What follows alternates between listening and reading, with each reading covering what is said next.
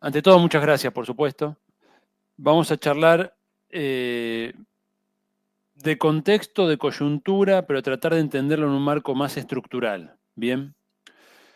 De todos los temas que comentó Manuel, por supuesto, no vamos a hablar, porque se nos iría la vida, se nos va la vida en esos temas. Pero si eventualmente sale en el momento de las preguntas alguna cuestión, no tengo ningún problema en reponerlo. Mi presentación inicial se va a focalizar en la cuestión del cientificidio. Bien. Después, si quieren, charlamos de la especificidad universitaria o lo que ustedes consideren, pero inicialmente me voy a focalizar en el cientificidio porque estamos haciendo un trabajo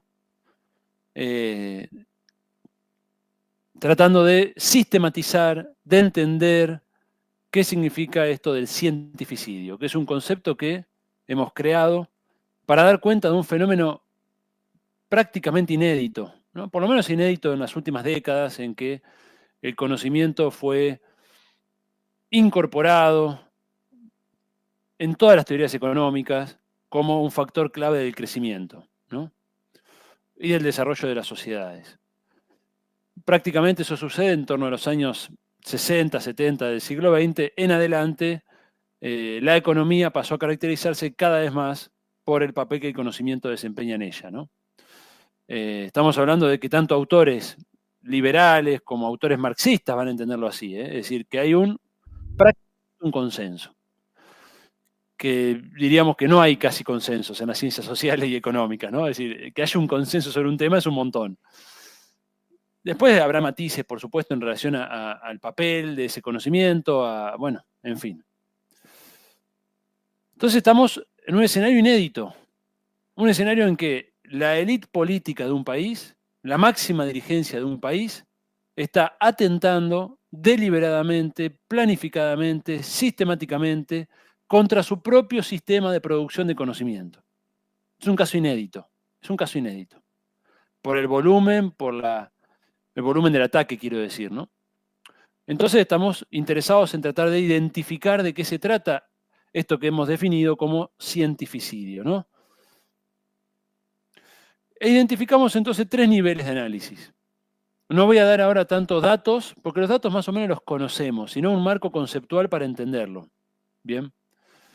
De poco serviría acá que yo reponga el recorte en el presupuesto, la disminución de plazas en becas. Ya esto ustedes lo saben. Ya ustedes lo saben. Vamos a detenernos en algo distinto que va a ser tratar de desarrollar una dimensión conceptual Entonces, vamos a movernos en tres niveles. El primer nivel son las dimensiones del cientificidio. Vamos a reconocer 6 dimensiones. Y por favor, tomen nota, no para aprenderlo o estudiarlo. Me está entrando un ruido de algún... No, están silenciados. No sé de qué será. No para aprenderlo o estudiarlo, sino para que ustedes puedan ver si esas dimensiones... Ahí está, ahí está, del micrófono de Faure me está entrando ruido. Ahí está, gracias, gracias. No para que ustedes aprendan esto como una Biblia o como una palabra revelada, sino para que vean si falta alguna dimensión, si creen que hay que modificar algo de lo que decimos, ¿no? Me interesa mucho su opinión, someter a discusión este planteo. Entonces tenemos 6 dimensiones, 5 motivaciones y 5 tipos de actores, bien, que se articulan en este fenómeno. ¿Cuáles son las dimensiones que hemos reconocido? Bueno, una primera dimensión es la dimensión normativa. ¿Qué es la dimensión normativa de un cientificidio? Sería atacar las normas, las leyes, los reglamentos que configuran un sistema de producción de conocimiento. Bien, en el caso argentino sabemos lo que nos ha costado décadas conseguir determinadas leyes que estructuran a nuestro Sistema Nacional de Ciencia y Tecnología. Bien, quizá no todos lo sepan, pero Argentina fue desarrollando en los últimos 30 años, un conjunto de leyes, de normas nacionales, que estructuran lo que hoy es nuestro sistema. Bien, las más recientes y más conocidas son la Ley Nacional de Financiamiento de la Ciencia y la Tecnología, por ejemplo, o la Ley del Plan de Ciencia, Tecnología e Innovación 2030, ¿no? Son las últimas 2 leyes de un conjunto de leyes que se fueron desarrollando a lo largo de 30 años que conforman, que dan vida, que articulan con sus defectos, lógicamente, pero con sus virtudes, en el sentido de haber logrado sentar determinados pisos, bien, pisos normativos, que implican acuerdos con bloques políticos, de la dirigencia política, de un país. Bueno, todo eso se había logrado en estos 30 años. Hoy estamos viendo cómo esas normas están siendo atacadas. Bien, puntualmente en el proyecto de ley de presupuesto presentado por el Poder Ejecutivo de la Nación, sin ir más lejos, se derogan artículos clave de la Ley de Financiamiento de la Ciencia y la Tecnología. Por no decir que se desconoce absolutamente la ley del Plan Nacional 2030. Entonces, ahí tenemos una primera dimensión, ¿bien?, del cientificidio, la dimensión normativa. La segunda dimensión es la dimensión institucional. Bien, acá incluimos acciones como desarticulación de instituciones, cierre de dependencias, cierre de instituciones incluso de conjunto, todavía no ha ocurrido, pero está en el proyecto de esta gente, pérdida de funciones. Recuerden que la ley Bases, que aprobó el Congreso de la Nación, le otorga al Poder Ejecutivo la potestad de modificar las funciones de los organismos, reducirlas. Bien. Entonces, todo eso es un ataque a la esfera institucional. Cuesta mucho a un país, cuesta mucho a una sociedad construir instituciones y dotarlas de funciones, aprendizajes que llevan décadas, incluso generaciones. Y todo eso se pierde en la medida en que una institución está siendo desarticulada, ¿no?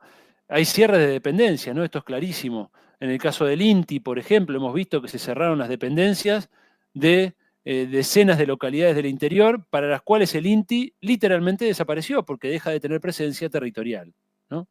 Lo mismo dependencias del ex Ministerio de Ciencia, Tecnología e Innovación. Bueno, la propia reducción del ministerio a una subsecretaría ya es un ataque en la dimensión institucional, ¿no? No hay dudas de esto, no hay dudas. Entonces ya tenemos dos dimensiones. Tercer dimensión del cientificidio, la dimensión presupuestaria, la dimensión económica, evidente, ¿no? Quizá la que se lleva toda la atención.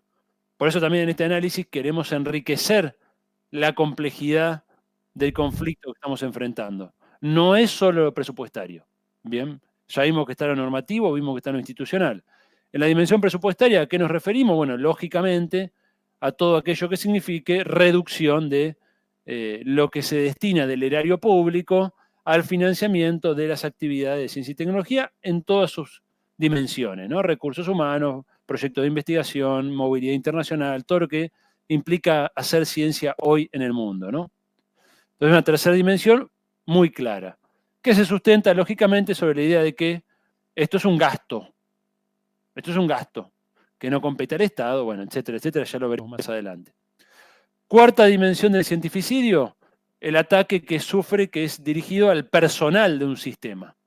Bien, ahí podemos incorporar la dimensión del deterioro salarial, bien, el deterioro, el despidos encubiertos en muchos casos, como contratos no renovados, la precarización laboral en otros casos, personas que ven que sus contratos se renuevan cada 3 meses, sin saber si van a gozar de la estabilidad de su empleo. Bien, hay una dimensión ahí que se refiere a todo lo que sea ataque a las personas que constituyen el sistema. Bien, ataques incluso en términos de agravios, ¿no? En términos de agravios también que han existido, incluso puntualizados en algunas personas, ¿no? La quinta dimensión del cientificidio es la dimensión cultural. ¿Qué implica la dimensión cultural? La política que se ha dado el gobierno desde las más altas esferas por desprestigiar, deslegitimar, tergiversar, difamar al sector científico-tecnológico argentino. Creo que no hay que agregar mucho más. Todos conocemos expresiones del vocero presidencial, del presidente de la Nación, de ministros, dando cuenta de, bueno, un ataque en la dimensión cultural, ¿no? El intento de socavar en la sociedad argentina el prestigio que la ciencia tiene, bien, verificado por cantidad de encuestas de percepción pública de la ciencia, ¿no? Es decir, la ciencia y la universidad son para la sociedad argentina valores muy altos.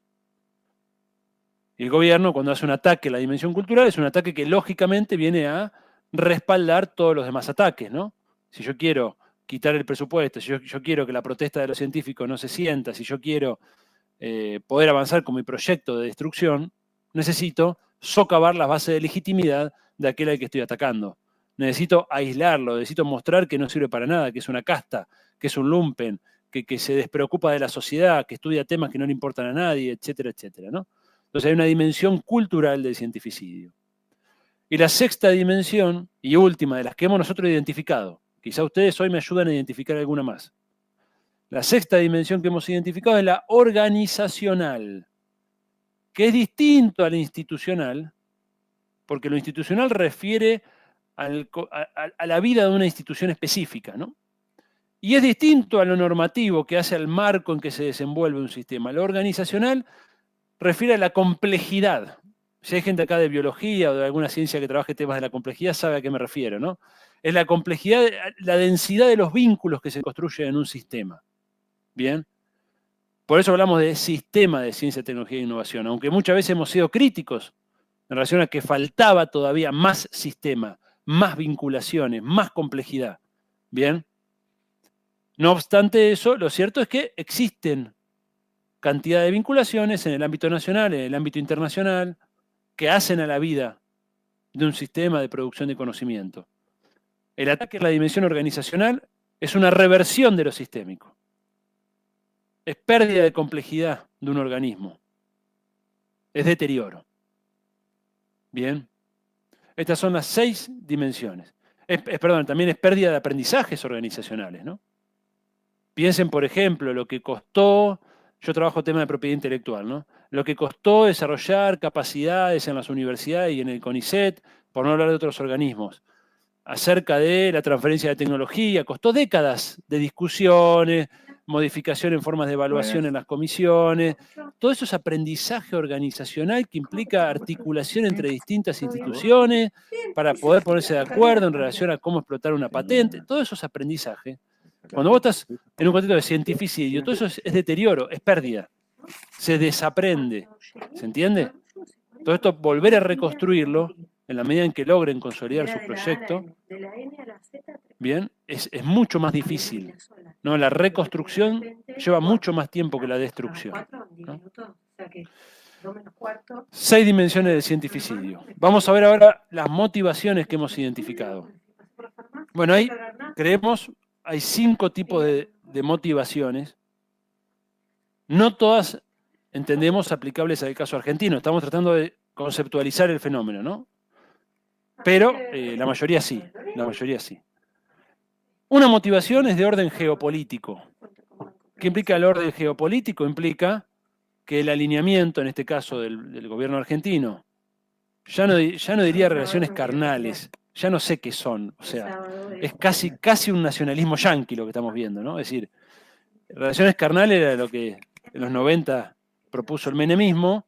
Esto que estamos viendo ya no sé lo que es, ¿no? Es directamente un país abierto, ¿no? Directamente al control norteamericano, ¿no? Tenemos la general Richardson paseándose por la Argentina, disponiendo de nuestras instalaciones, tenemos al presidente emocionándose con Estados Unidos, ha viajado no sé cuántas veces ya, 6, 7, 8 veces a Estados Unidos, o sea, hay una identificación muy fuerte, es más que un alineamiento tradicional. Uno puede decir, bueno, un país como Chile está alineado, ¿no? con Estados Unidos hace décadas, pero uno no ha visto ese grado de cipallismo, uno no ha visto ese grado de poco amor por lo propio, ¿no? Por lo nacional. Bueno, ese alineamiento, por lo menos en el ámbito del sector nuclear, sabemos que tiene consecuencias concretas. Donde Estados Unidos siempre ha querido intervenir sobre nuestro sector nuclear y obstaculizar líneas de desarrollo que le podían resultar molestas, sea por la competencia o sea por no poder controlarla, ¿no? Esto ya pasó. Recuerden cuando el menemismo deshizo el proyecto del Cóndor 2 por presión directa de los Estados Unidos. Esto ya está reconstruido históricamente.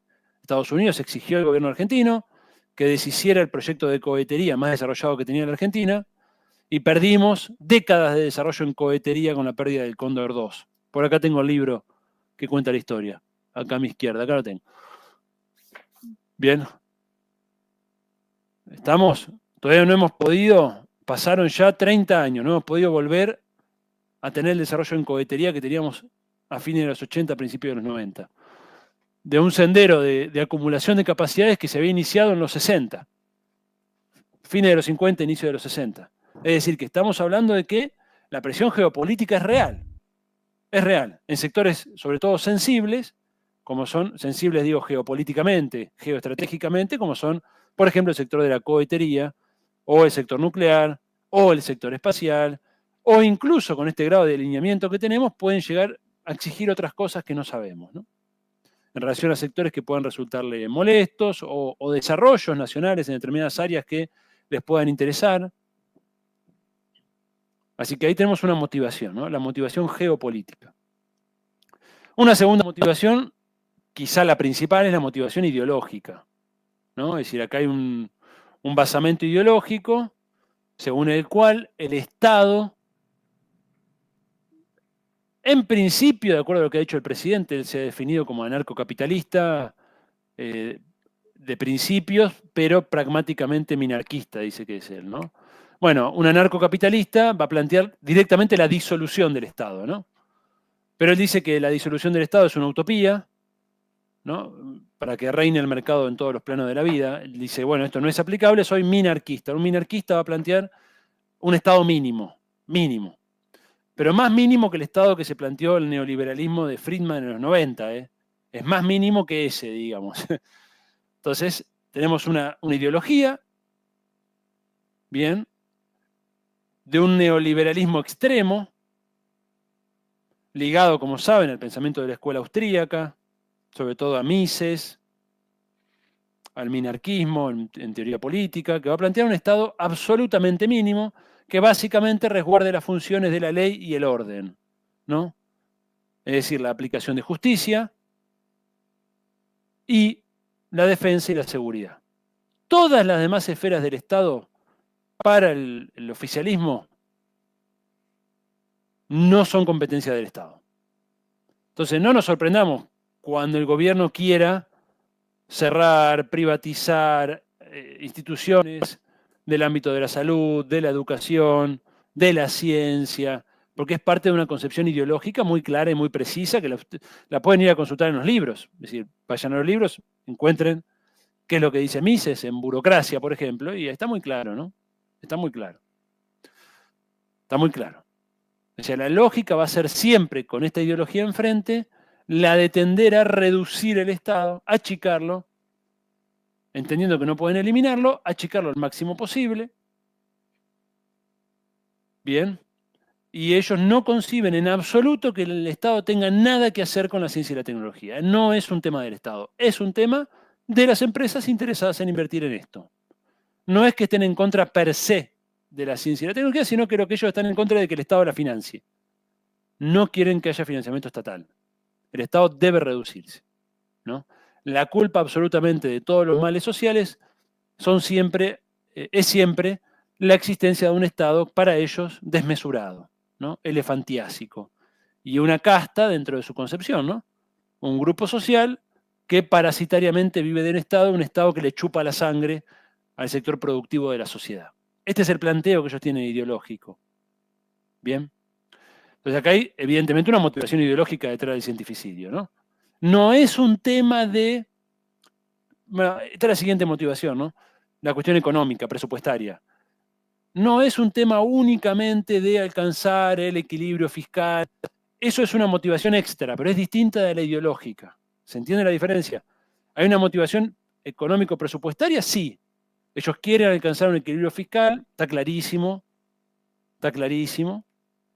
porque entienden desde su concepción que la inflación, bien, es provocada por la emisión, por lo tanto debo eliminar la emisión, por lo tanto debo reducir el gasto fiscal para alcanzar un equilibrio en las cuentas públicas, y esto va a tender a disminuir la inflación y esto va a atraer las inversiones, ¿no? Vamos a darle previsibilidad al inversor y esto va a mover la rueda capitalista, la dinámica capitalista del sector privado, ¿no? Este es el enfoque. Entonces, evidentemente hay también una dimensión económico-presupuestaria, una motivación económico-presupuestaria que tiene que ver con achicar, achicar, achicar, achicar para alcanzar eso que ellos entienden como salud en las cuentas públicas, ¿no? Equilibrio fiscal, etc. Superávit incluso sería mejor, ¿no? Superávit para acumular reservas, porque eso da una macroeconomía estable, seguridad jurídica, todo ese cassette, diríamos, ¿no? Pero es importante que distingamos la dimensión presupuestaria económica de la ideológica. Son dos cosas distintas, que se solapan, bien, pero son distinguibles. Porque aunque hubiera superávit fiscal, ya hay un escenario actualmente de, no vi los últimos números, pero hasta hace un tiempo, lo último que vi, ya había un escenario de equilibrio fiscal o incluso de superávit fiscal, ¿no? Entonces, diríamos, esa parte ya la hicieron. ¿Por qué siguen atacando? Porque ahí está la concepción ideológica actuando. ¿Bien? Ahí está la concepción ideológica. Es preciso distinguir los dos niveles. Una cuarta motivación es una motivación política. ¿Qué implica la motivación política? La política siempre es la lucha por el poder. Y ellos han identificado en el sector científico, y sobre todo en el sector universitario, un actor que se opone a las transformaciones que quieren emprender. Entonces acá tenemos una dimensión política. Si yo ataco a ese actor, bien, si yo debilito a ese actor, estoy debilitando mi oposición política. Para ellos, la ciencia, la universidad, están copadas por lo que ellos entienden que es el kirchnerismo, o en el caso de la cabeza del presidente, el comunismo, en que comunismo vendríamos a ser todos los que vivimos del Estado para el presidente, ¿no? Entonces somos todos comunistas y debilitar este sector tiene que ver también con debilitar políticamente aquello que le pueda hacer oposición a un proyecto que ellos entienden como una revolución liberal, ¿no? La transformación de la sociedad argentina para llevarla a una sociedad de corte netamente liberal. Y una quinta motivación que no aparece en el caso argentino, la incorporamos para el análisis de otros procesos de cientificidio que pueda haber, que sería una dimensión de carácter étnico-religiosa, ¿no? Es decir, el ataque hacia un sector de la comunidad científica que tuviera determinada adscripción étnica o religiosa. Uno puede pensar ahí casos históricos, ¿no? Como fue en su momento la persecución en la Alemania nazi a la ciencia judía, bueno, en fin. Pero no sería un caso que aplique a la situación argentina, ¿no? A la situación argentina de hoy, por lo menos. Así que ahí tenemos 4 motivaciones que tienen en actualidad en el presente argentino, más una quinta que tiene un valor más bien de análisis histórico. Y como les decía, identificamos además 5 tipos de actores. Bien, 6 dimensiones, 5 motivaciones y 5 tipos de actores. ¿Cuáles son los actores que vemos que se articulan detrás de este proceso de cientificidio? Bueno, un primer actor son los motivadores, autores intelectuales, que serían las más altas autoridades políticas, y los ideólogos, ¿no? Es decir, aquellos que dan letra, bien, a una propuesta de estas características, ¿no? Entonces diríamos acá es el plano de los que motivan, no tienen responsabilidad directa sobre el cientificidio, sino una responsabilidad de tipo indirecta. Bien, ideólogos, quizá podríamos incorporar en algunos casos periodistas, si esto fuera un tema de la agenda, en algunos casos lo es, que den letra, que den marco a la acción del cientificidio, ¿no? Y los autores políticos como responsables intelectuales, ¿no? Un segundo tipo de actores son los ejecutores. Los ejecutores son aquellos que sí, directamente ejecutan el cientificidio. Salamone en el CONICET. Las autoridades de los organismos que están aplicando los despidos. Igual es muy interesante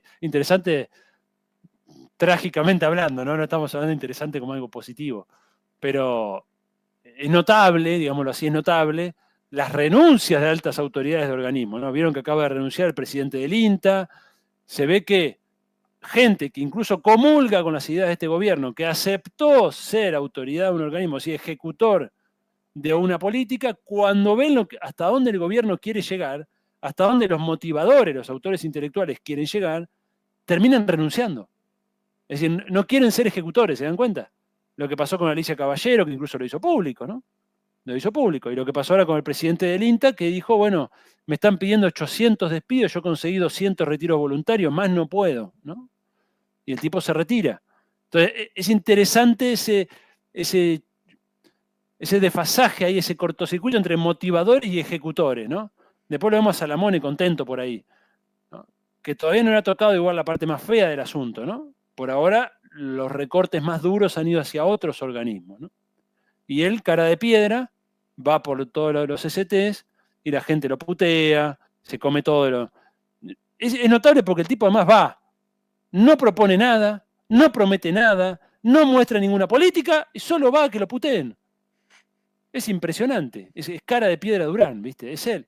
Va con su carita, la gente le dice, che, no funciona nada, en los países T no se paga, no hay política, y el tipo va, pone la cara, sonríe y quiere la foto. Él quiere la foto.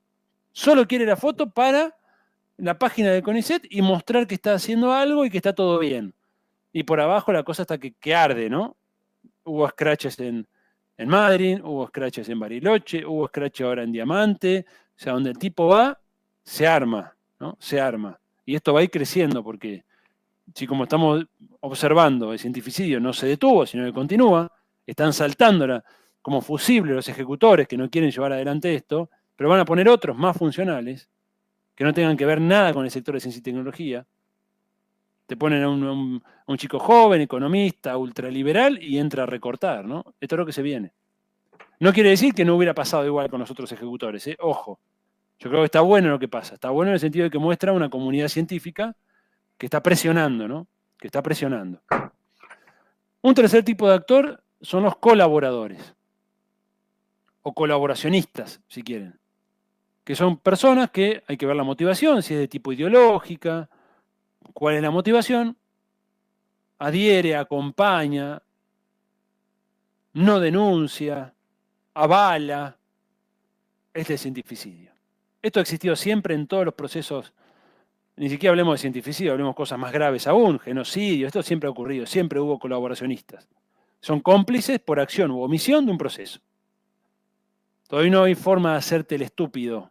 Hoy están todos los datos sobre la mesa, hoy cualquier persona del sector científico y tecnológico sabe que se está deteriorando el sector, que no hay plata. Todos lo sabemos. Todos lo sabemos. Sabemos que los chicos se están yendo, que se acentuó la fuga de recursos humanos. Bueno, no denunciarlo, avalarlo con el silencio o incluso recibir autoridades y hacer como si nada pasara es ser un colaborador, ¿no? Un cuarto tipo de actor son las víctimas. Las víctimas son aquellas personas que directamente sufren el efecto del cientificidio.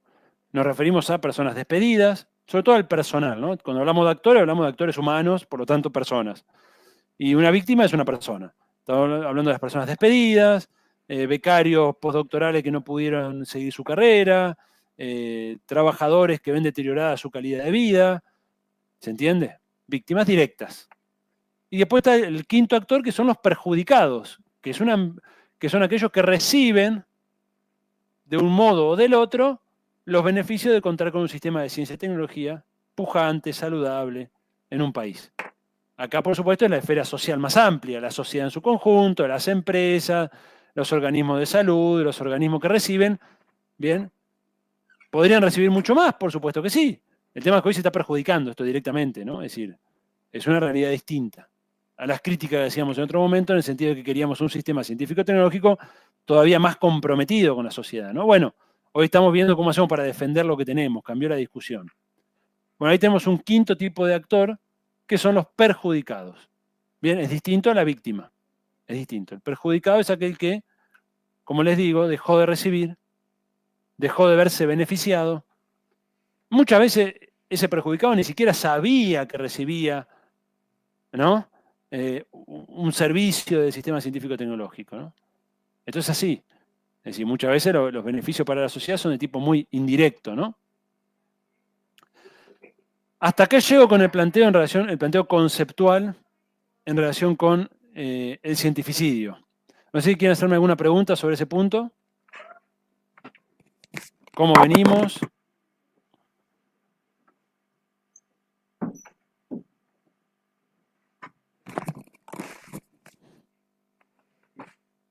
¿Ahí me escuchás? Sí, te escucho perfecto. No, yo creo que venimos muy bien haciendo la descripción y a mí me surgen un montón de dudas, pero no sé si para ahora preferís seguir y después hacemos al final las preguntas. Y por ahí, para que no sea tan pesado para ustedes, hagamos un intercambio y vamos mechando con lo que salga de la discusión. Porque sé que por ahí es pesado estar escuchando más de media hora, 40 minutos, más cuando hay tanta densidad conceptual, ¿no? También la gente que está virtual, puede llegar a... Claro, si alguien del chat por ahí quiere hablar, que levante la mano y vamos ordenando. A mí me surgieron un montón de dudas. Me sirvió también para ordenar un poco. Ahora, Pablo, te doy la palabra. Voy a lo último, que por ahí es lo que más hablas de geopolítica. Digamos, también se está planteando a nivel de geopolítico cómo Estados Unidos viene bajando su economía y China viene, se quiere creciendo. Esta respuesta o este alineamiento también tiene que ver con la cuestión china, ¿te parece a vos o no? Y también pregunto, ¿podemos confiarle a China? Porque también es como la otra alternativa. Bueno, Estados Unidos no, pero China. ¿Con cuál de los dos verdugos? También una cuestión uno se pregunta con cuál de los dos verdugos me quedo. Esa es mi pregunta y después ya Pablo quiere hacer una pregunta, no sé si voy a responderle alguna o no. No, juntemos algunas. Y Teresa y Pablo estamos. Bueno, Pablo, ¿querés abrir el micrófono? A ver, ¿qué era?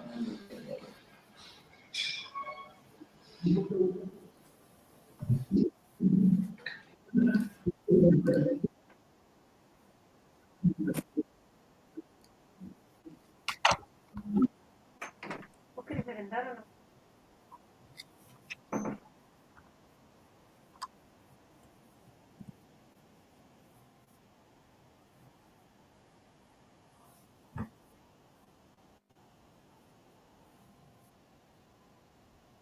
Que solamente en comunidad vamos a poder resistir a este embate que es absolutamente claro. Nada más. Muchas gracias por todo. Buenas tardes. Gracias, Santiago, por todo el esclarecimiento de todos estos ejes que usás para analizar esto que llamás cientificidio y que es un término que ya se está popularizando, lamentablemente. En el aspecto de las dimensiones, cuando hablas de la organizacional, tiene que ver con la comunidad, ¿no? O también incluye todo lo que se afecta en lo que refiere a transferencia en todos los ejes que podemos advertir, pero también a la comunidad. Y también se está perjudicando en los territorios, ¿no? La cuestión vinculada con la inexistencia del COFECIT, por ejemplo, ¿no? Entonces también hay, entiendo que entra en esa dimensión todas las cuestiones vinculadas a los vínculos en las provincias y que tienen que ver también con las agendas territoriales diseñadas en el Plan 2030.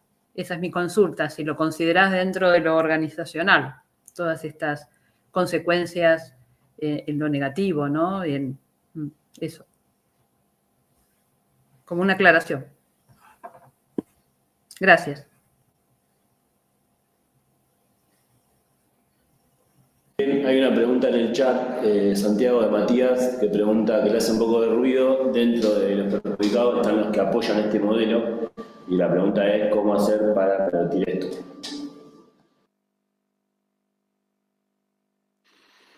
Excelente. No sé si hay alguien más de la gente que está presencial o virtual, si no ya pasamos a las respuestas.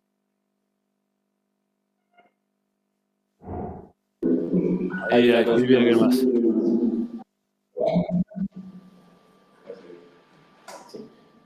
Hola, me queda una duda en cuanto a la motivación. No alcanzo a ver diferencias significativas con este proceso actual con los liberales clásicos la Argentina. No sé si hay una cuestión más de lo tal que es, o si hay alguna diferencia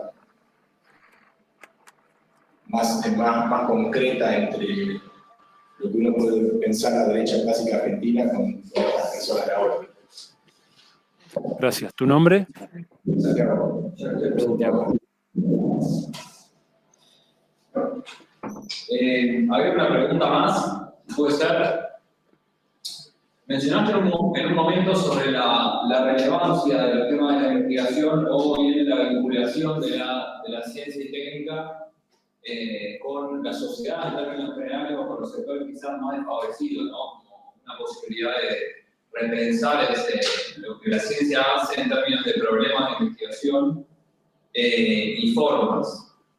Quería en realidad conocer tu opinión en relación a si se debe investigar todos los temas que actualmente se investigan y si habría algún tipo de crítica con quién las universidades, sobre todo los sectores científicos, se vinculan para hacer ciencia y tecnología o la forma en la que se vinculan para hacer ciencia y tecnología. Hay una pregunta también que habló recién, era Leonardo, te aviso por si querés anotarlo. Y también hay una pregunta de OR Faure, no sé el nombre, tiene que agarrar la mano si querés abrir el micrófono.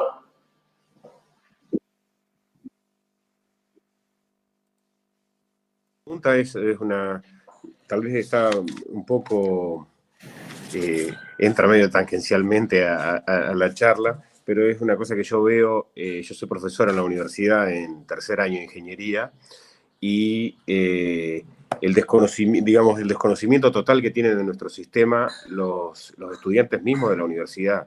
Yo la semana pasada o el día de la marcha le fui a decir a mis alumnos que iba a la marcha y mis alumnos me preguntaron en tercer año de ingeniería qué marcha era.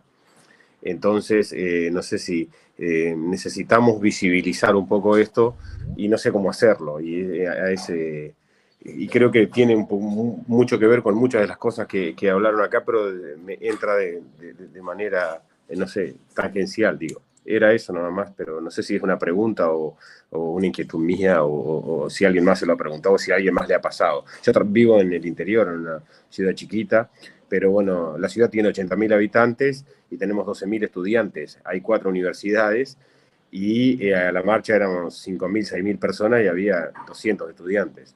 Entonces, eso es una cosa que para mí es más preocupante. O sea, el horizonte que veo es más oscuro. Nada más.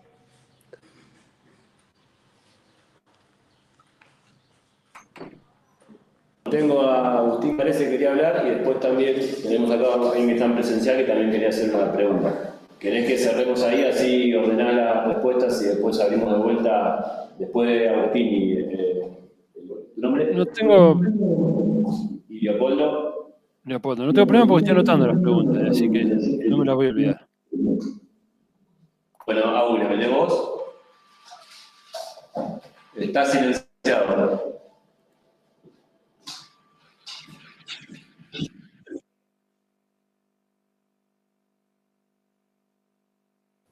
No te estamos escuchando. No se escucha. Si no, hace la pregunta a Leopoldo y después vemos si podemos de vuelta. Para hacerla lo más breve posible, dentro de los que reciben las consecuencias del suicidio, agrupaste las víctimas. Y esto me hacía pensar que de alguna manera, si lo pensamos, por ejemplo, en el área de generación de energía, las víctimas son todos. Porque cuando llega el verano, la electricidad se corta y ya están anunciando, por la capacidad que tienen de proyectar el país, de que vamos a tener cortes. Total, bueno, los que están en los centros de poder tendrán su generador de electricidad, nada, o lo que sea, o si irán a la punta del este de pasar el verano. Entonces, en ese sentido, me pregunto, tiene que ver con un concepto de seguridad que lo escuché por ahí en otro encuentro, el ecosistema, ¿no? O sea, un ecosistema de ciencia y tecnología remitiría más que a una parcialidad de víctimas y victimarios, o sea, víctimas habría victimarios. Pero acá es como que se escogetan el pie, se disparan en el pie, con la ventaja de pasar el verano en algún lugar.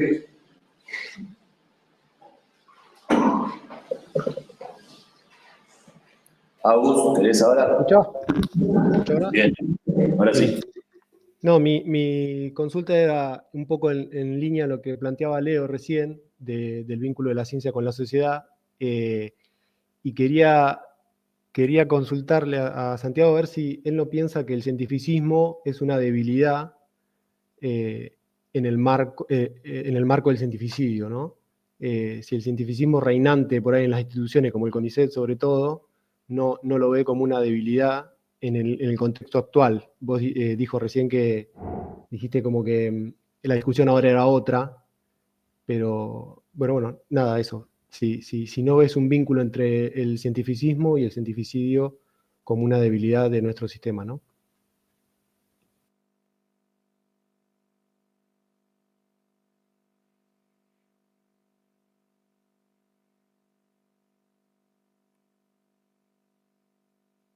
Había una pregunta de un tal Andrés también en el chat.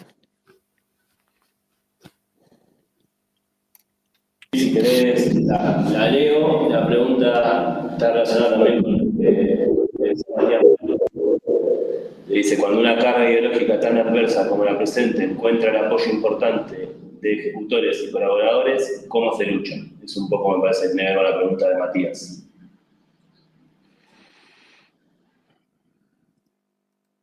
Bueno, son un montón de... ¿Hay una más? Si faltaba, hay una más. Por ahí tendré que acercar un poco algo.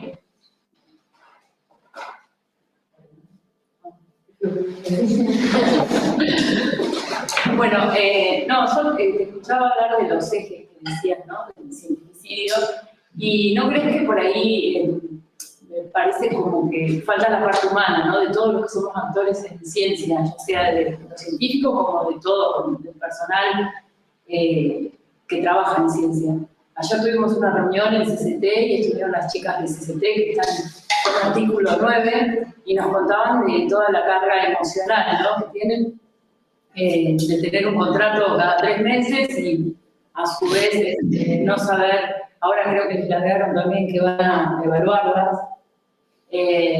Nosotros, por ejemplo, como, bueno, ya todos sabemos, ¿no? El tema de no saber qué horizonte uno tiene, si tiene dinero, si no tiene dinero, los más jóvenes que casan, si se van, si se quedan. Creo que esa parte desordena en la actividad, en cualquier parte del trabajo, ¿no? Dentro de la ciencia y de otros trabajos, pero bueno, estamos hablando de ciencia, es como que crea también un caos y una cuestión psicológica muy deprimente en todos los trabajadores que estamos en esto, ¿no? Es una...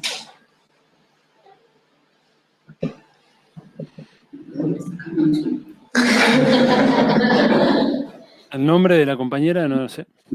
Alejandra. Bueno. Tengo todo anotado, así que voy a responder todo. Trataré de ser breve para no agotarlo. Son 11 preguntas. Algunas creo que son cortas de responder. Por ejemplo, esta última de Alejandra. Mirá, comparto 100% y acabo de agregar en el drive del artículo sobre el cientificidio incorporar la dimensión emocional dentro de la dimensión de las personas. Yo hice una dimensión ahí que estaba vinculada específicamente a las personas humanas. Y ahí va a estar toda la cuestión vinculadas a despidos y demás, pero también esto que vos estás diciendo está muy bien, de la afectación, digamos, de otro tipo, ¿no? Tipo más emocional, que está muy bien. Así que incorporado, agradezco el aporte, pero sí, está dentro de esa dimensión, que calza perfecto. En relación a una pregunta también puntual que hizo María Teresa, sobre la dimensión organizacional. También lo incorporo, está bueno, está bueno. Yo había pensado lo organizacional en relación a las relaciones intrasistema. Está muy bueno este aporte que decís, bueno, pero también hay un aprendizaje de los vínculos entre el sistema y el entorno, que también se retrocede, ¿no?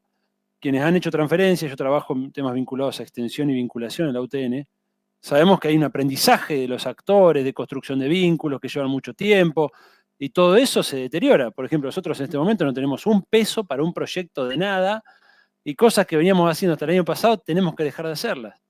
Entonces esa riqueza de vínculos, que es una riqueza que no se ve, no se palpa, pero que es un montón de trabajo, se pierde. Así que agradezco tu aporte, María Teresa. Después veremos si lo incorporamos dentro de la dimensión organizacional o si puede ser una dimensión per se. Esto que vos dijiste, ecosistema, ¿no? Habría que verlo, lo voy a pensar. Pero agradezco tu aporte en ese sentido.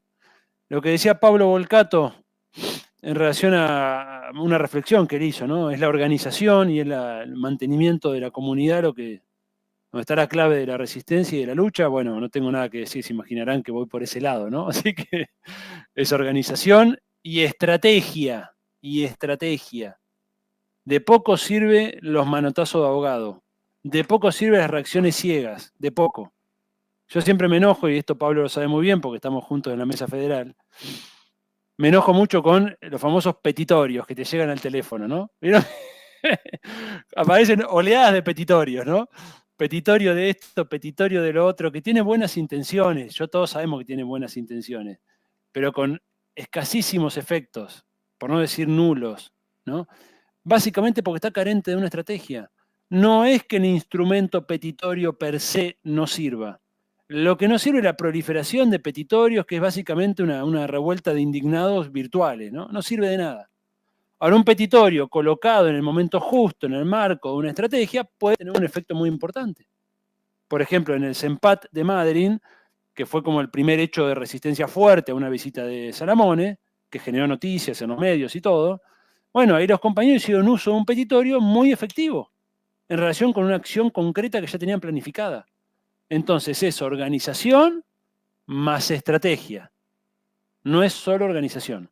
Juntarnos para vernos las caras tampoco sirve de mucho. Sí, da contención, está perfecto. Pero también la contención se agota si vos no le das un cauce a eso, ¿no? Por eso en la Mesa Federal insistimos mucho en estrategia, ¿no? Organización y estrategia.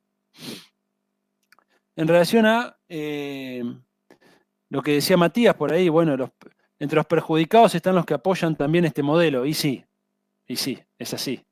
Somos todos parte de la sociedad argentina, ¿no? Esto es así. Así que no tengo mucho más para decirte respecto a eso, ¿no? Es así, es así. Andrés preguntaba por ahí, bueno, ¿cómo logran este apoyo, ¿no? Y que incluso haya tantos colaboradores, dice él, y ejecutores.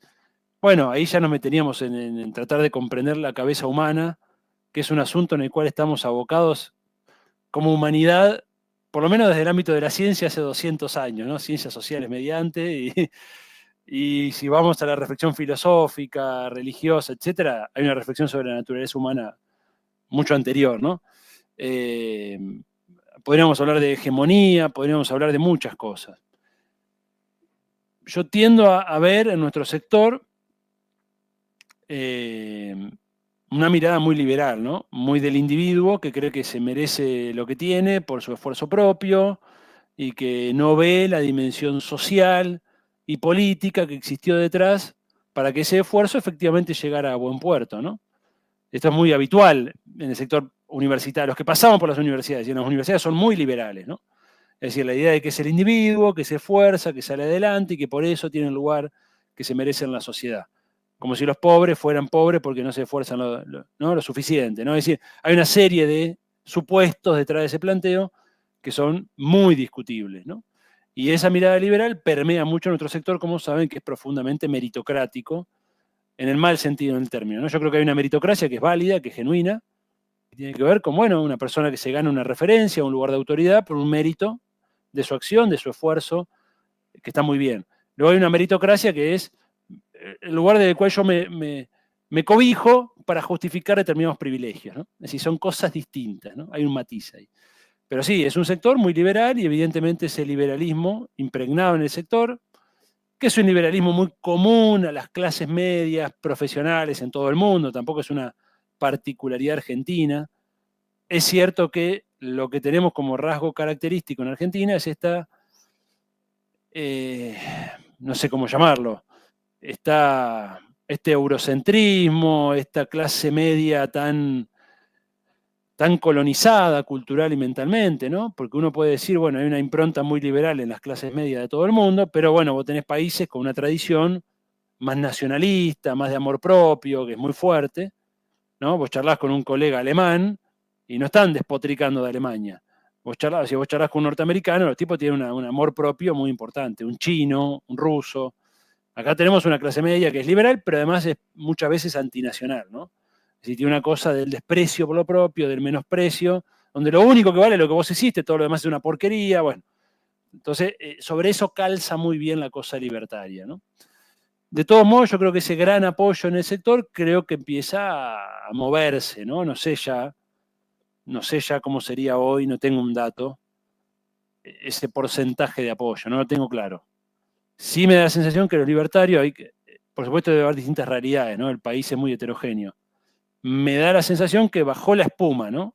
Es decir, ya no están tan agrandados, ya no están tan seguros de sí mismos. Los ves más guardados, ¿no?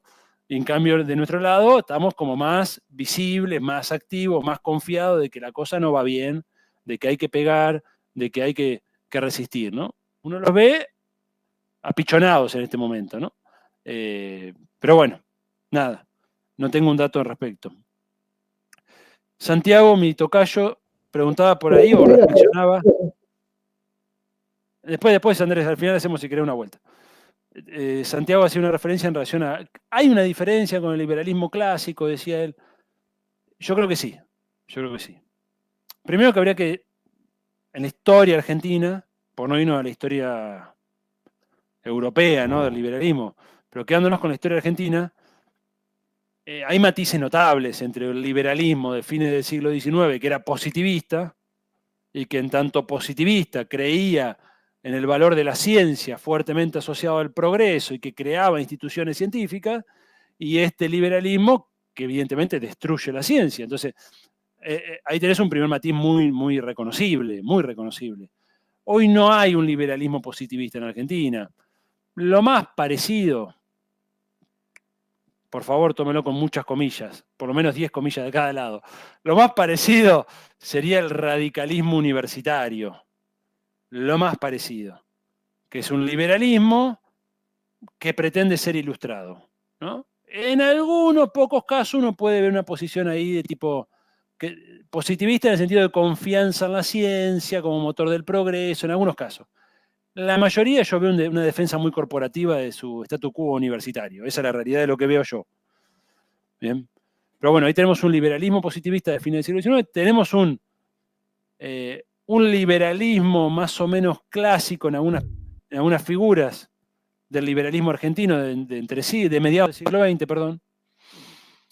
Luego ya tenemos la oleada neoliberal, que fue la de los años 90, que era el neoliberalismo de la escuela de Chicago, que no es la escuela austríaca. Bien, hay un matiz ahí, hay un matiz. Básicamente la escuela de Chicago, que es la de Milton Friedman, reconoce fallas en el mercado. Bien. Y sobre esas fallas del mercado habilitan un tipo de intervención del Estado, focalizada sobre esa falla del mercado. Entonces, por ejemplo, para el neoliberalismo de la escuela de Chicago, los monopolios son un problema. Bien, entonces van a estar de acuerdo en que un Estado haga leyes antimonopólicas. Bien. En cambio, para la escuela austríaca, la línea de Milley, los monopolios no son ningún problema. Si son el resultado de la dinámica de mercado, todo bien. Si todo lo que emerja de la dinámica del mercado sin intervención del Estado es bueno. No importa si es un monopolio global, como son los gigantes tecnológicos, ¿no? Que son monopolios globales. Milley no tiene ningún problema con eso. Si eso es lo que triunfó, es lo que el mercado mandó, y el mercado siempre va a ser, en todos los escenarios, el mecanismo óptimo de asignación de recursos en una sociedad.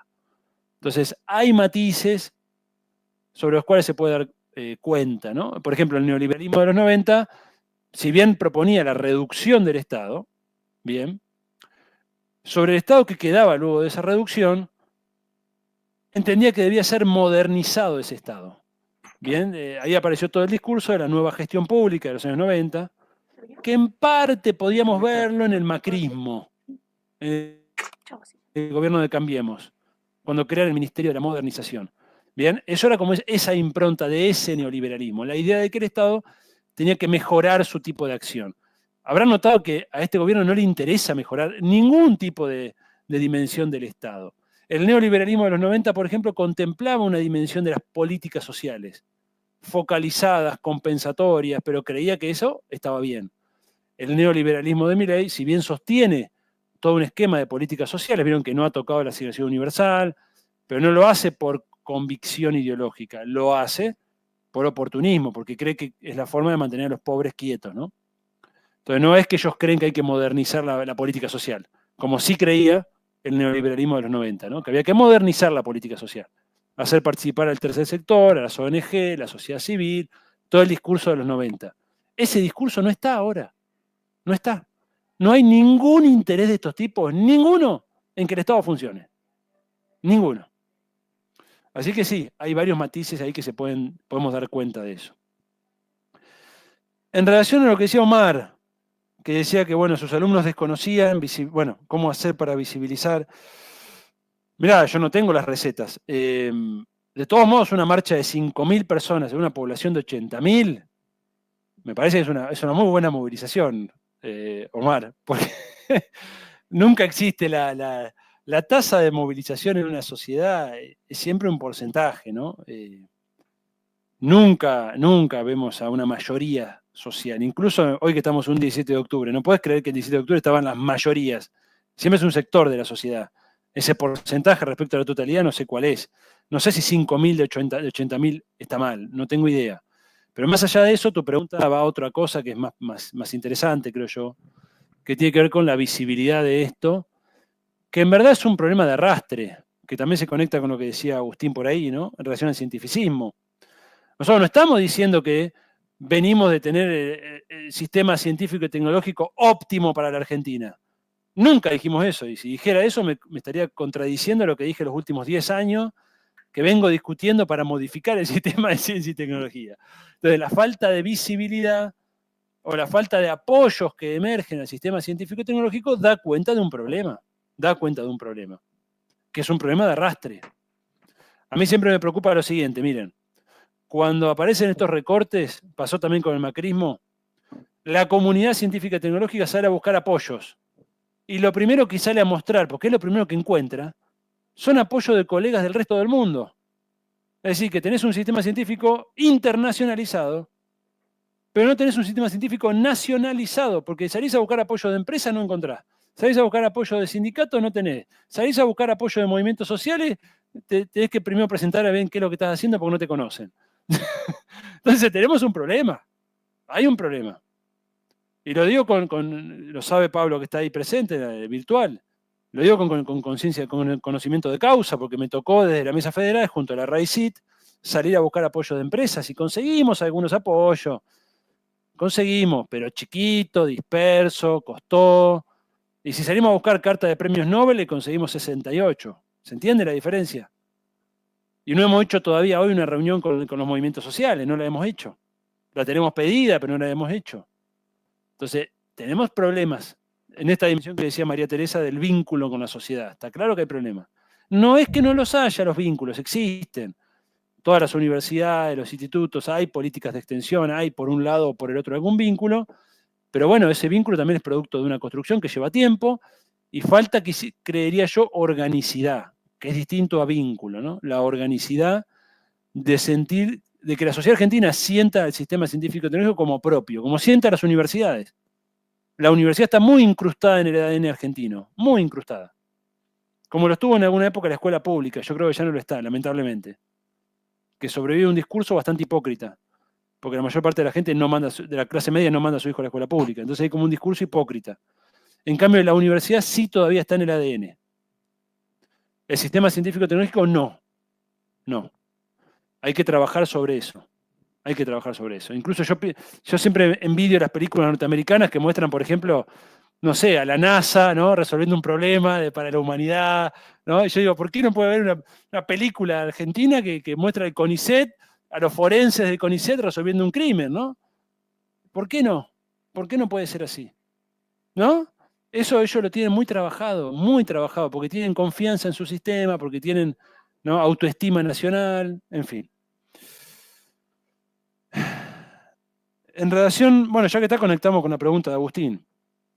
Creo que la respuesta está clara, Agustín, y estamos en la misma sintonía. Por supuesto que cientificismo, y lo anoté como un aporte para el trabajo que estamos haciendo, para hacer una reflexión en esa clave que vos hiciste. Indudablemente una matriz cientificista colabora con un proceso de cientificidio, en estos términos que estábamos diciendo antes, ¿no? Bien. Aunque hay que decirlo, un sistema científico-tecnológico, aunque sea cientificista, puede gozar de gran prestigio en una sociedad. A ver, el sistema científico-tecnológico de inicios del siglo XX en Argentina era profundamente cientificista. O de mediados del siglo XX, profundamente cientificista. Y sin embargo, gozaba un prestigio, porque culturalmente había una idea de que la ciencia producía progreso, de que estaba bien hacer ciencia. Entonces, no necesariamente hay un vínculo tan directo entre cientificismo y cientificidio. Sí creo que el cientificismo debilita las bases de un sistema, básicamente por esto que estamos charlando, ¿no? Favorece un tipo de vinculación internacional por encima de la vinculación nacional, favorece un tipo de producción de conocimiento. Santiago, una cosita, ¿podrías aclarar qué es el cientificismo para ver unos que por ahí Bien. no están familiarizados?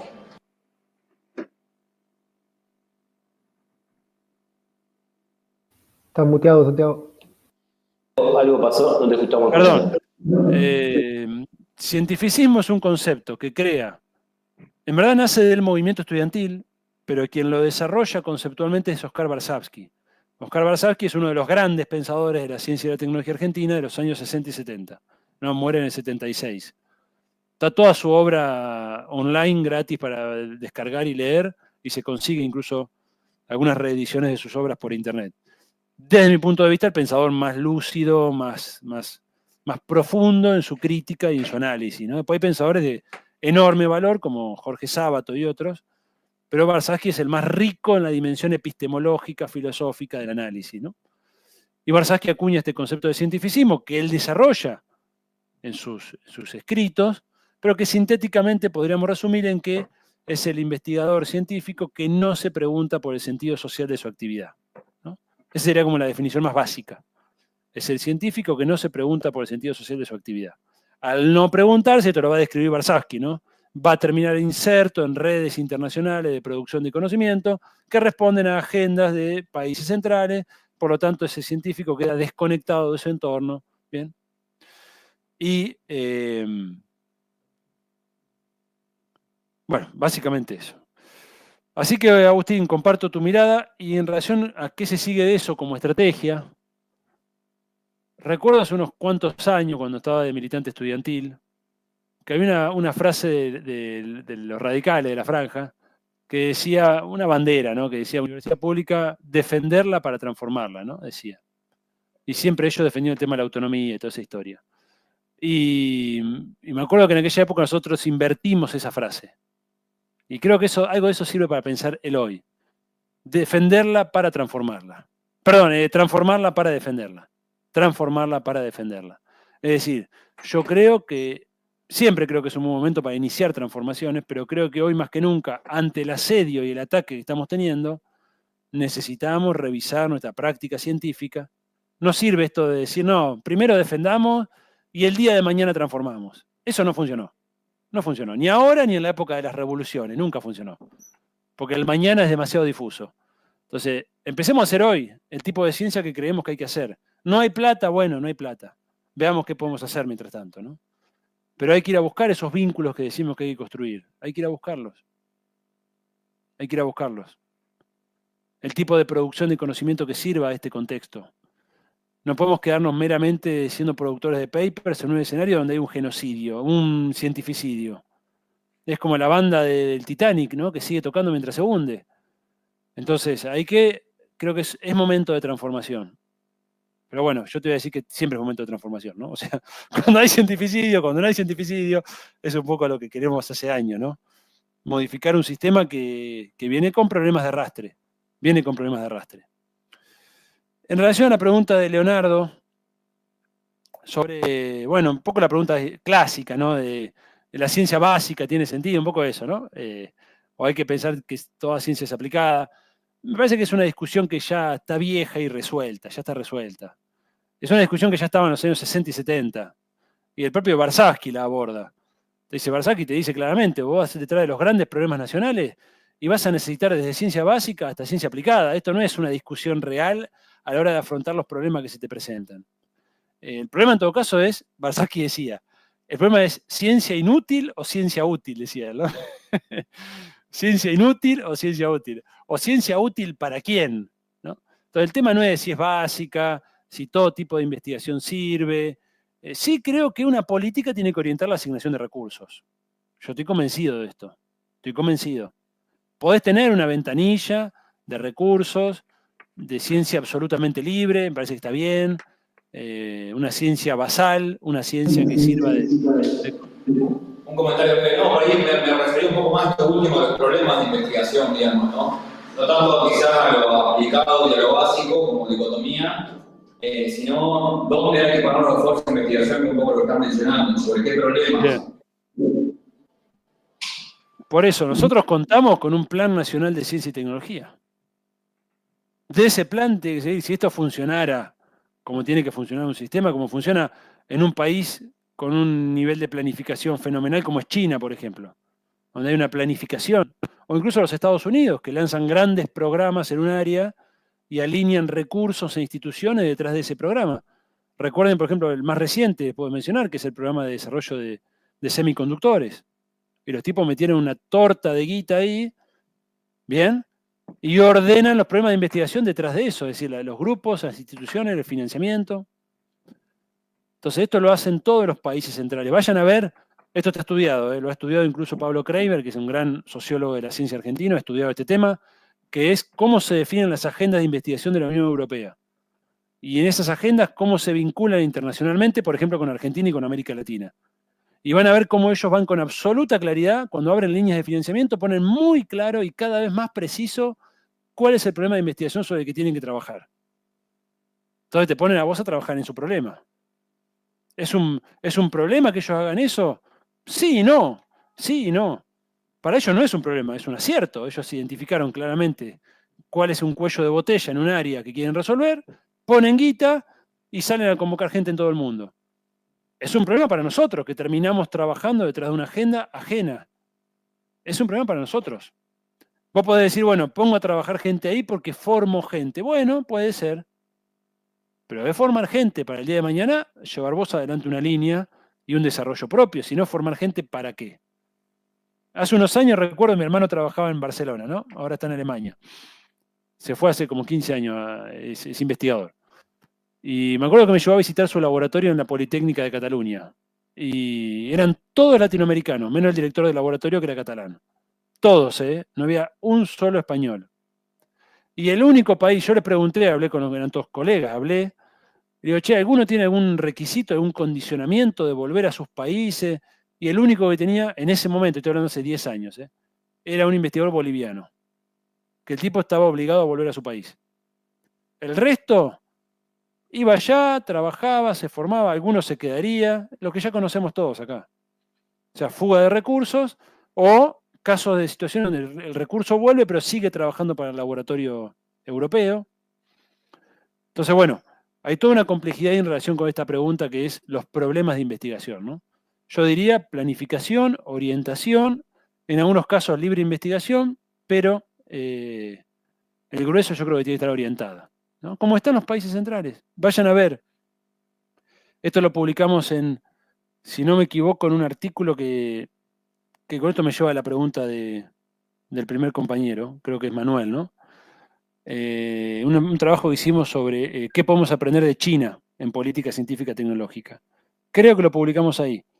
Un cuadro donde muestra la composición de la inversión de ciencia y tecnología en distintos países del mundo, ¿no? Y cuando uno va a ver esa composición eran datos de la CEPAL. Entre ciencia básica, ciencia aplicada y desarrollo experimental, ¿saben lo que encuentran? Que nuestros países, empobrecidos como estamos, destinan el grueso de su inversión a ciencia básica. Y los países, ¿bien? Sobre todo los países emergentes como China, el grueso de su inversión en desarrollo experimental y ciencia aplicada. O sea, decís, nosotros estamos financiando un sistema de ciencia básica de un conocimiento que se está usando en otra parte del mundo. Porque no tenemos incluso nosotros el entramado productivo para estar en la frontera de lo que implica usar ciencia básica, ¿no?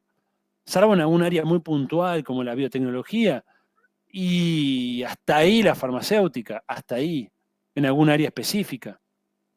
Entonces, cuando uno ve esa torta, ves que los países pobres están aportando más a la ciencia básica y los países desarrollados y en desarrollo y emergentes están aportando más a aplicada y experimental, ¿no?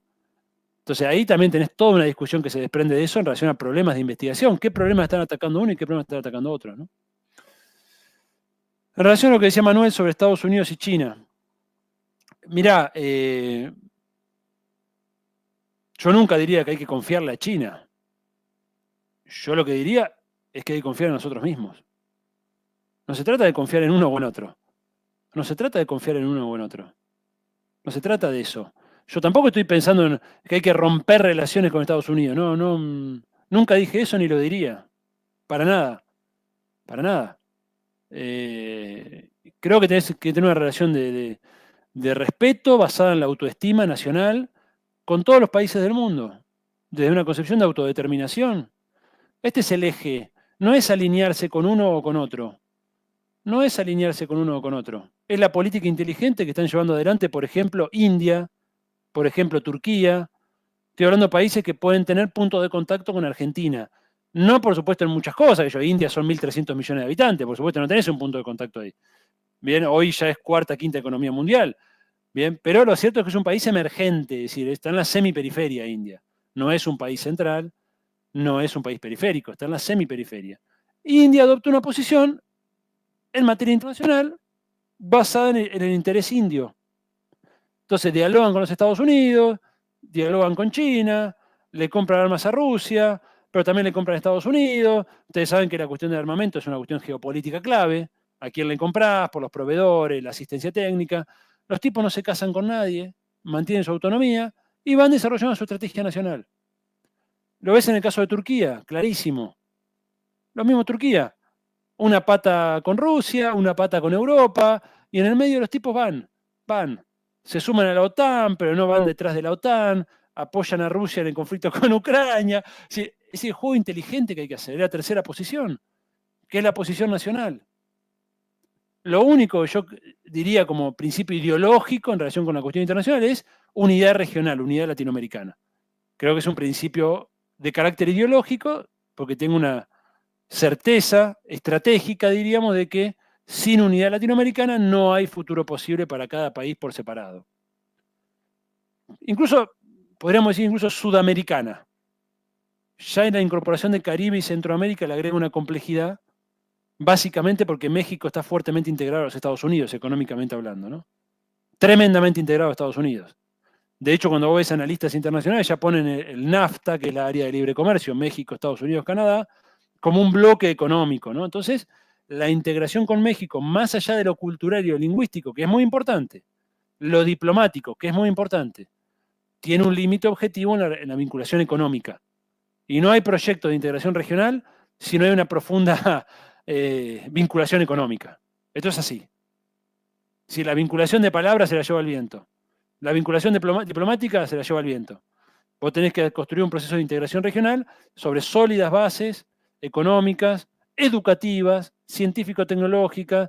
Vean el camino que siguió la Unión Europea para construirse como tal. Vean el camino que siguió. La integración económica primero. De la mano, la integración política, diplomática, la integración de los subsistemas educativos, científico-tecnológicos, la creación de una cultura europea, de una identidad cultural. Bien, y todo eso da lugar a la Unión Europea con todos los conflictos que tiene, pero está en pie. Y es primera economía del mundo como Unión Europea. Primera economía del mundo.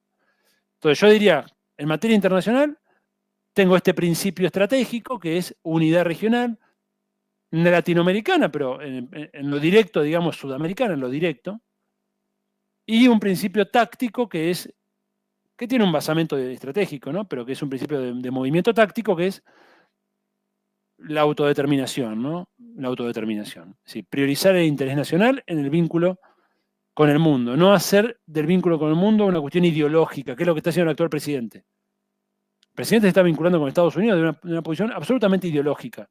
Despotricó contra China, nos sacó del BRICS. No hay ningún fundamento económico para sacarte del BRICS. Es netamente ideológico, netamente ideológico. Nos alinea con Israel en un conflicto que es absolutamente complejo y contradictorio. Bien, que el mundo está aislando a Israel por su actitud en relación con los palestinos, bien, por la masacre que está cometiendo, y vos te quedás vinculado a ese escenario, te vinculás con Ucrania. Es decir, realmente es el peor escenario. Uno quisiera rescatar un aspecto de este gobierno. No es posible, ¿no? Es el peor escenario en materia también internacional, ¿no?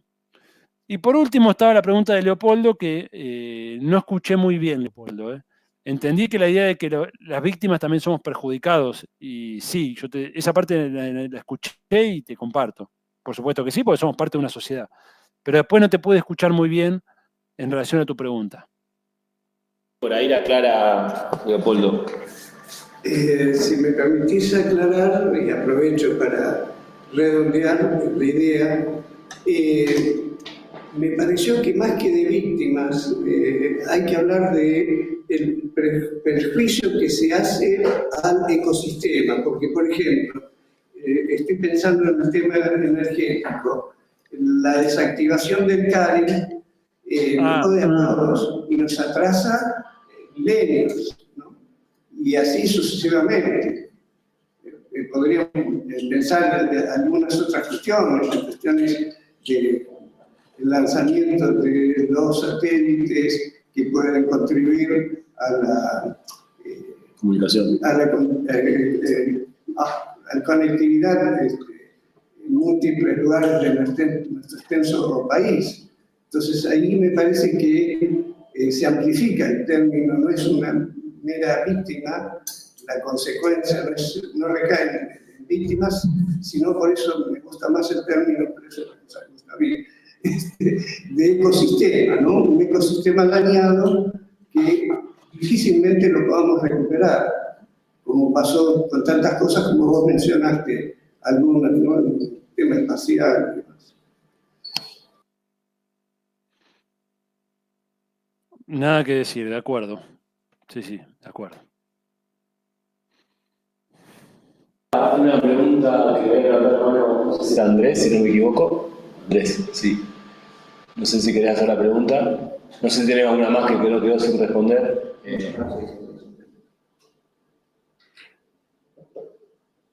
No sé si se fue Andrés, si quedó. Está ahí conectado, pero no sé si está... No, era solamente para agradecerte la respuesta, nada más que para eso. Muchas gracias.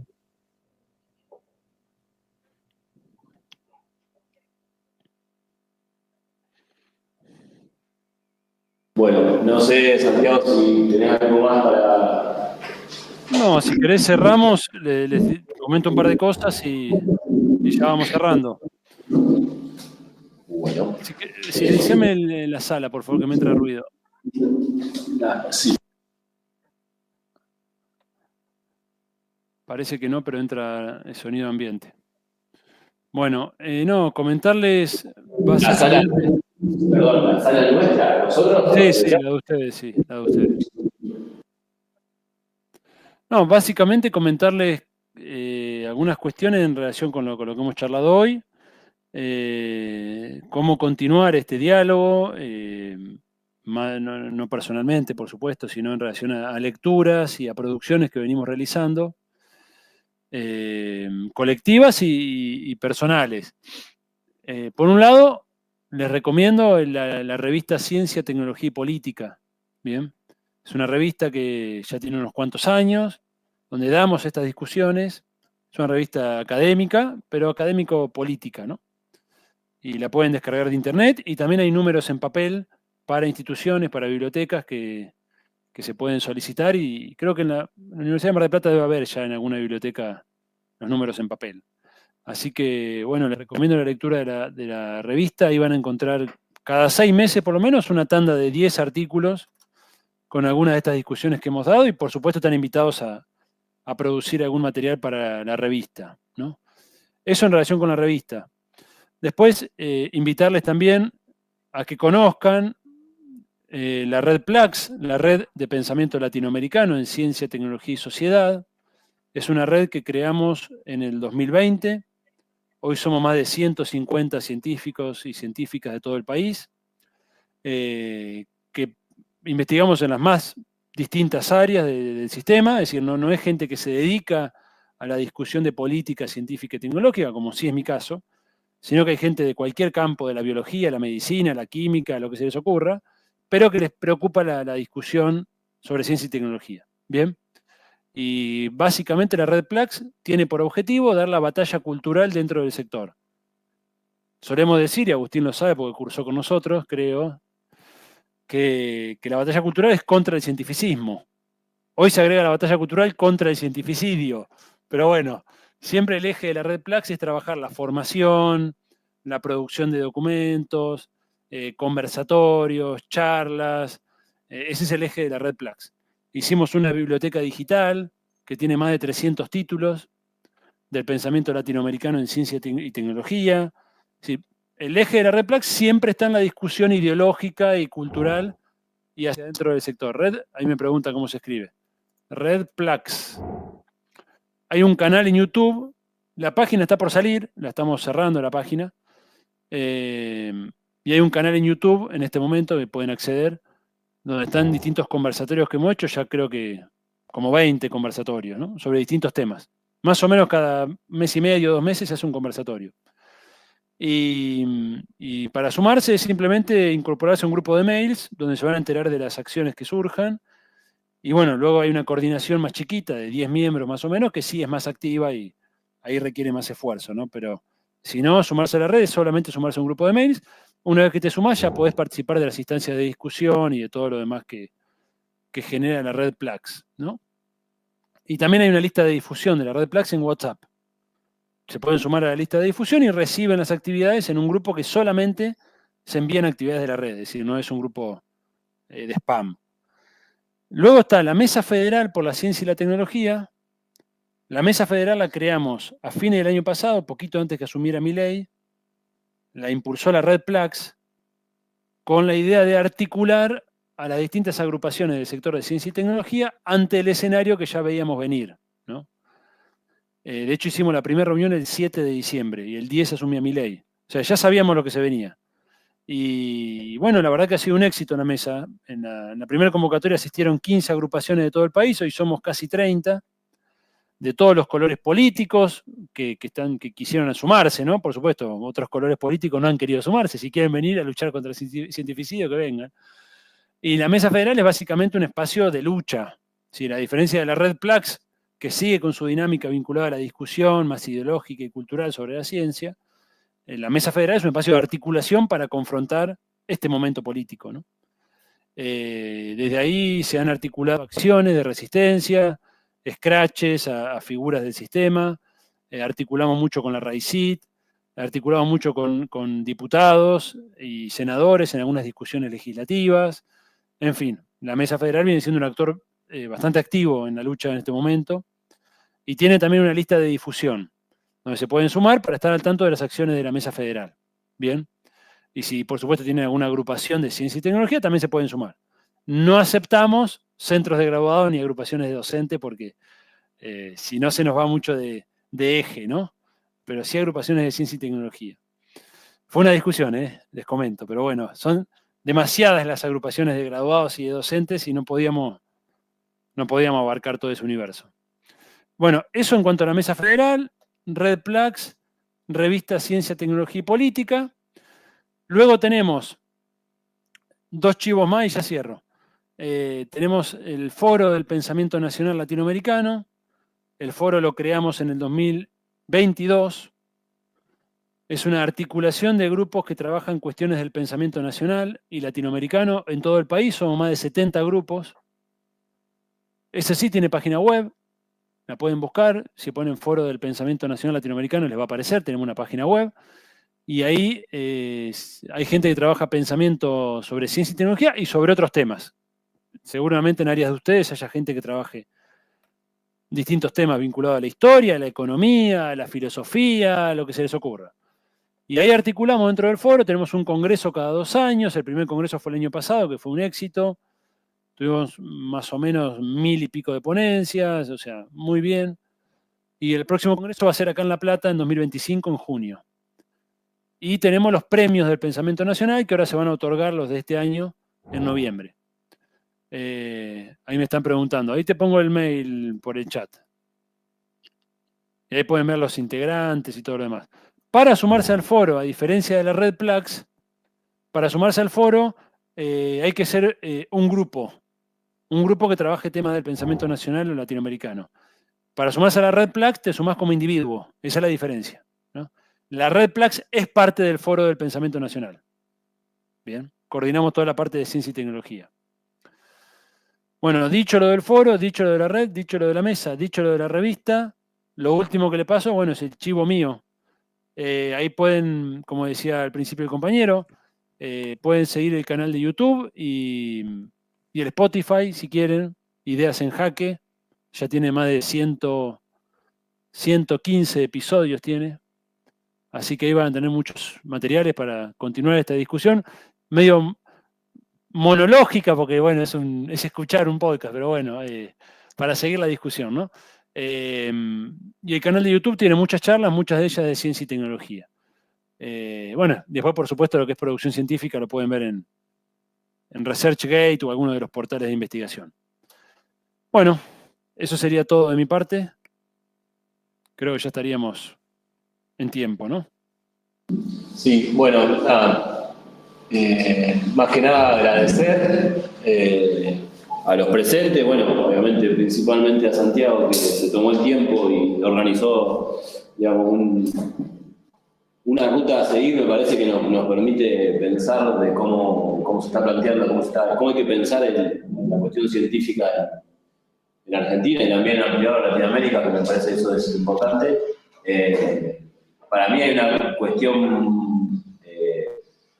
que no hay que dejar de pasar por alto, es que el ataque que se tiene, que yo creo que el gobierno, si bien se ataca a todo el sistema científico en general, pero en particular contra la humanidad, en particular contra la filosofía, contra esta carrera de las ciencias blandas y demás, tampoco creo que sea, digamos, azaroso, sino que responde justamente a que no se quiere que se piense el sistema científico. Creo que hoy más que nunca hay que pensar filosóficamente, sociológicamente, políticamente, qué ciencia queremos, cómo la transformamos, y por eso es que se ataca a estas áreas de conocimiento, que no es casual.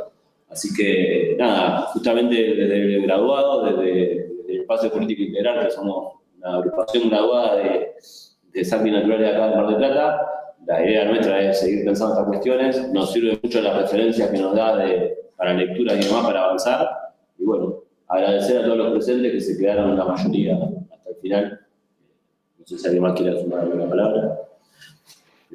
Un aplauso.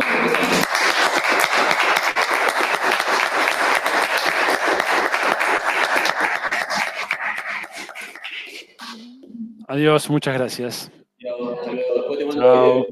Dale, gracias. Adiós. Gracias.